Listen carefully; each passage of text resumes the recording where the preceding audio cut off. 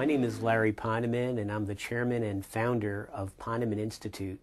Poneman Institute is a research organization that is linearly focused on just three topics: privacy, data protection, and information security policy. And I'm very pleased today to talk to you about our latest and greatest work, The Cost of Compliance, sponsored by Tripwire. Now, in this study, we focus on two sets of costs. The cost of compliance, that's the activities and all of that good stuff that organizations do to achieve compliance with data protection and privacy regulations. And then the other side of the equation is the cost of non-compliance. This is what happens when you don't do compliance very well. If you take both the cost of compliance and the cost of non-compliance, you derive total compliance costs. Now, I'm going to be using these terms interchangeably, but keep in mind that our study focuses on really two cost streams. Now, on the compliance side, what do we mean by that? These are things like creating policy, creating training programs, conducting audits. It also includes enabling technologies that organizations use to achieve data protection and to secure information about people and families and all of that. On the cost of non-compliance, we look at things like productivity loss, business disruption, and even the loss of revenue and customer churn resulting from a compliance infraction. What's a compliance infraction? It's really any time an organization realizes it's not in compliance with requirements. These requirements might be internal, like your policy, but they could also be external, like laws and regulations. It could result from the result of a bad audit, for example. An auditor tells you that you failed because you weren't doing compliance very well. Or it could be, for example, a data loss or a data breach or the theft of intellectual property. These are events that lead organization into sometimes chaos mode, and that's why non-compliance costs are such a significant part of our total equation. Now I'd like to show you our framework. This is a graphical picture. I think we refer to it as Figure 1 in the paper, and hopefully you'll have a copy of that paper, if not now, in the near term. But in our Figure 1, we really show the cost categories of compliance in our framework and the cost categories of non-compliance that we also call upon in our framework. I don't have to go into great detail, but we use a methodology called activity-based costing. It's a well-known and very boring approach to collecting lots of data and being able to categorize that data around core activities. We've identified the activities in Figure 1, and I don't want to be redundant, but these are similar to the activities that I just described before. Now let me tell you a little bit about what we found. Probably the most important finding is that the cost of compliance and the cost of non-compliance are not equal. They're not even close. In fact, for 46 organizations that participated as benchmark organizations in our study, we found that it was a ratio of somewhere between 2 to 3 times. In other words, if an organization spent $3 million on compliance, it was probably realizing between $8 and $9 million of non-compliance costs. Now, what does that really mean? Step back a little bit and think about it this way. If I can spend an extra $1 of compliance and get $3 of benefit because I'm not in the non-compliance zone, then that is a really nice return on investment. And we believe that the results of our study suggest that there is a gap between the compliance and non-compliance that exists within organizations. I think a lot of organizations have a hard time understanding the non-compliance issues. Their accounting systems don't often measure non-compliance. They're focusing more on the spending side. But if you actually step back and you look at the cost of non-compliance, that cost can be reduced pretty substantially by doing basic blocking and tackling. And hopefully we'll talk a little bit more about that later in my presentation to you. Another important finding is that industry does make a difference. We find that certain industries like financial services, industrial organizations, and others actually experience a higher cost of compliance and non-compliance. That probably shouldn't be too surprising to you because organizations in heavily regulated industries like healthcare, like pharmaceuticals, like financial services are more likely to have a higher, a more difficult compliance burden, and that's why the cost can be so much higher. Here's an interesting finding. And we do lots of research on some of the participants of our studies are chief information security officers. And many of these folks, if you ask them the question flat out, does compliance improve the state of security within your organization?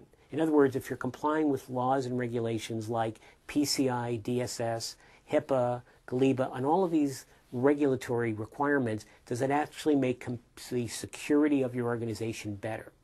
And guess what we find? We find that many CISOs, many information security leaders say, no, it doesn't actually improve compliance. So what does that mean? Is it an empty spend? Is it, in other words, these compliance requirements, if they didn't exist, wouldn't actually lead to any improvement? I don't think so. I think what we find in our study is that if you achieve a compliance state, you're much more likely to reduce the non-compliance costs than to actually affect the compliance costs. So if the security effectiveness of an organization does seem to move in a way that is very favorable to compliance.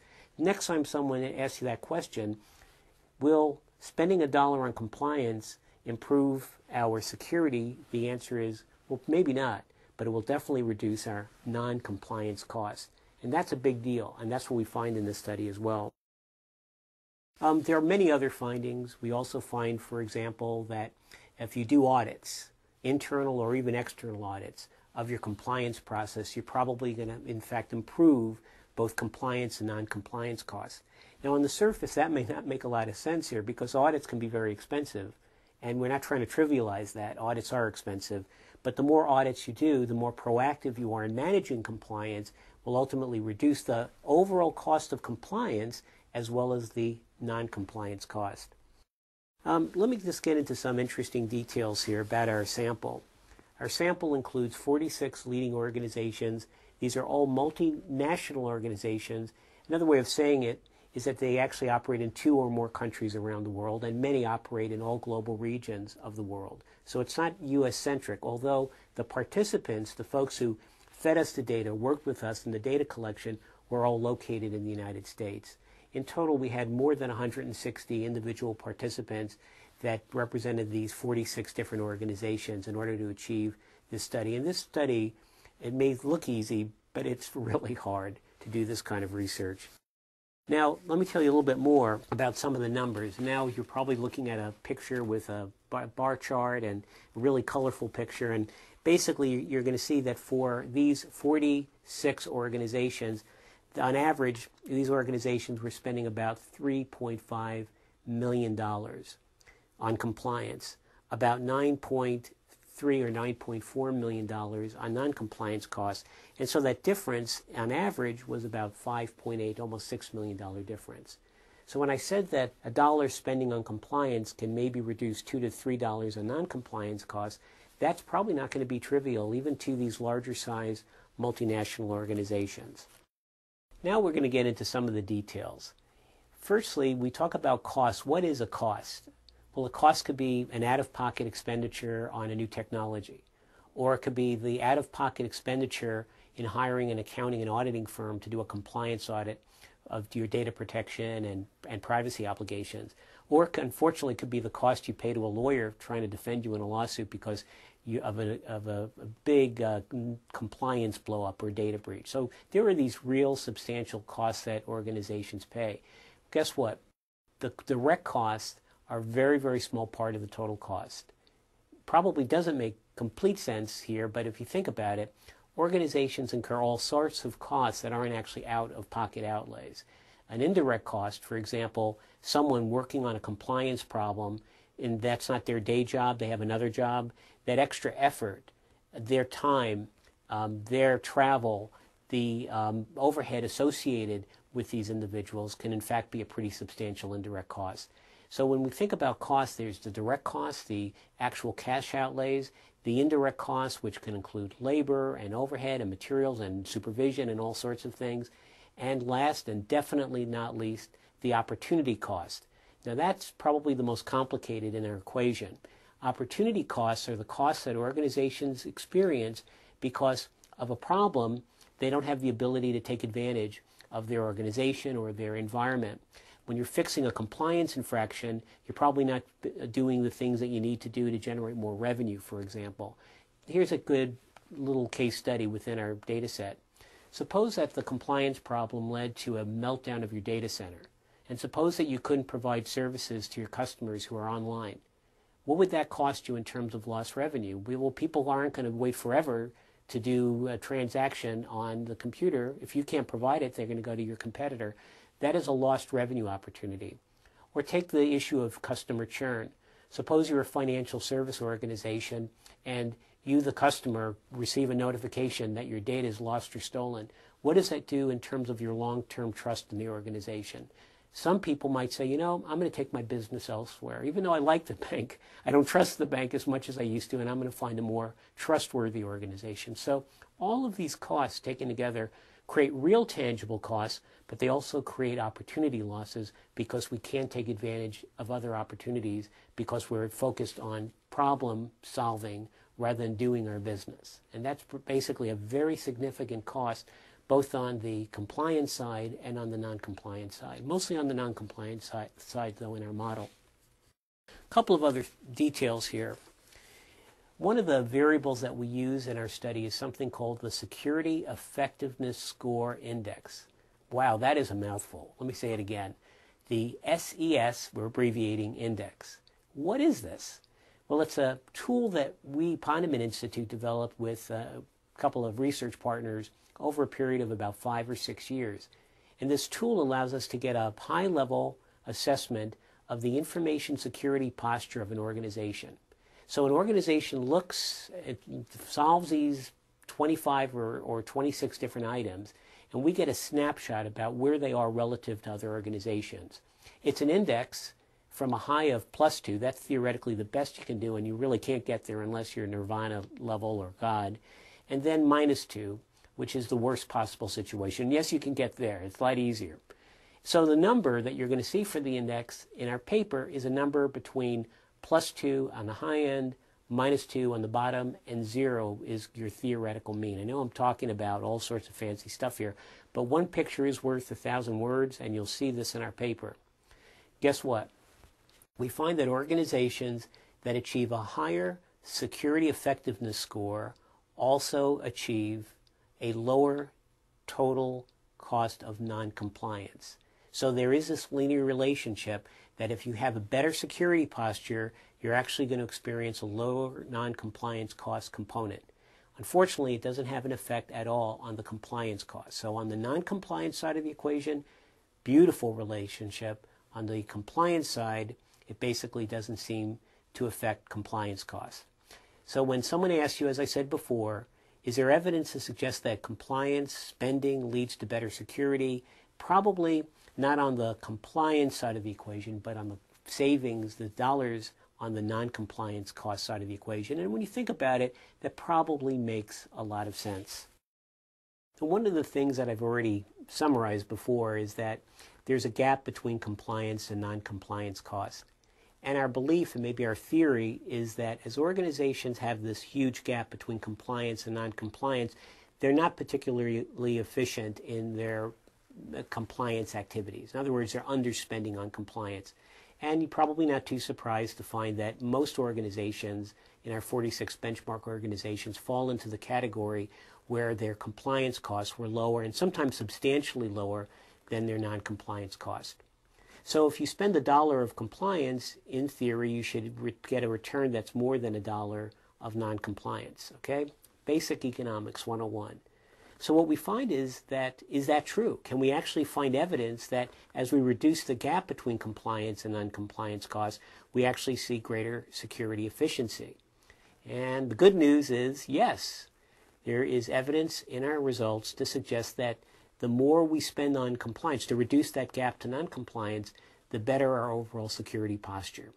So organizations that have a huge gap between compliance and non-compliance are organizations that probably should be thinking seriously about increasing their compliance budget. There are 2 organizations, though, in our data set, and these are very weird organizations. Not really, but maybe they are. And these are organizations that had compliance costs that were greater than their cost of non-compliance. And one could argue that in those 2 rare events, these organizations were spending too much on compliance. There may be other reasons for that. Remember, we're using a lot of estimation and extrapolation in our formulation of these numbers, so there could be basically an error in the calculation for these companies. But assuming that that result is true, one could make a good argument, just like we made before, that these organizations are probably just spending too much on compliance. They can do a little bit less and still achieve a reasonably good security posture. Okay? Now, we talk about a good security posture. We talked about the security effectiveness score. We know that there are other ways of basically achieving a good security posture, and one way is having ample budget. And we find in our study that many organizations, they bellyache about the fact that their budget is woefully inadequate in terms of its ability to accomplish compliance objectives. And we say compliance with PCI DSS if it's a healthcare organization, or a business associate, it might be HIPAA, a financial service organization, it could be Sarbanes-Oxley, it could be Basel II, it could be a whole bunch of regulations. The moral of the story is that there are really substantial costs associated with compliance, and many organizations acknowledge that they really don't have enough budget in order to do compliance at the A level. In fact, they were self-reporting maybe a B and B minus level on an average, and some organizations admitted to a C or even a D plus. I think we had one organization that gave themselves a failure, very honest organization. So I would say that when you do these kinds of studies, your ratings, self-ratings, tend to be a little bit higher than reality. So a B minus is probably more like a C, and a C is probably more like a D, and a D is probably an F. Okay, keep that in mind.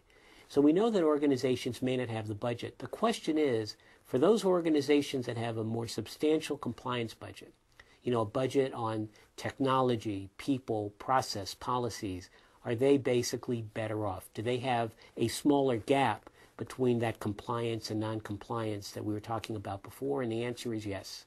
We find that budget does make a difference. So the next time, you're going into that budget meeting, and say you're a chief information security officer and your CIO or your CFO, they say, look, we're spending too much on that. It's not worth it. There's no payback. There's no investment. Look at this study. Present the results of this study to them, and hopefully it will be helpful to you. That is my greatest wish for you. A couple of other things that I probably should talk a little bit about in terms of gap. There are differences by industry, not too surprising. Some industries have a smaller gap between compliance and non-compliance costs. For example, energy has a fairly low difference and actually has a very high cost of compliance. Organizations in financial services tend to be a little bit closer in terms of the gap distance, and that could again be because they're in such a heavily regulated industry. So the extent of regulations might in fact explain, at least in part, why there is a larger or smaller gap between compliance and non-compliance cost. Okay, so what are the really major issues here that we address in this paper? In this paper, we know that there are some things that organizations can do that can have a huge impact on cost. And obviously, if you're in the information security profession, or you're a chief privacy officer, or chief information officer, or you just dabble in these fields, you need to know how to do what you do better and more efficiently, because obviously dollars spent on compliance is in fact always going to be a scarce resource. Keeping that in mind, number one, we would look at good audits. If you have an internal audit department, make sure they are helping you identify where you have your vulnerabilities, where you have the weakest links, and focus on those issues, prioritize. It's about having good technology. Technology does make a difference. While we don't have particular stats on different types of technology, it's clear to us that technologies that protect the perimeter, technologies that basically create opportunities to prevent or certainly detect viruses and malware infections and botnets and all of that sort of stuff, technologies that help you identify data loss, the insider problem, technologies around encryption, technologies around network intelligence and SIMs and all of these good things. All of these technologies play an important role. And the key variable of success is not just putting in technology, but having the right mix of technologies. Now, most organizations, when they think about compliance for privacy and data protection, they think that kind of the big issue is really technology and everything else is small stuff. Not in our research. People and business process and controls and governance and all of that other stuff that's not really about technology have to be there. You could have the A-level technology and the C-level professional staff, and you're going to have a D-level result. So to be successful, to reduce those costs effectively, you need to focus on the right mix of technology, control processes, smart people, and good governance. And I think in a nutshell, if you do all of the above, you're going to end up with a lower overall cost, total cost of compliance. So anyway, we really encourage you to read the paper. I really hope that this is going to be helpful for you. And if you have any questions or you'd just like to talk with us, we have contact information in the paper, and we'd love to hear from you. And we hope to do this study on an annual basis because we think over time many of these trends can change based on new technologies and new regulatory requirements that companies face. And with that being said, thank you for giving me an opportunity to talk with you today.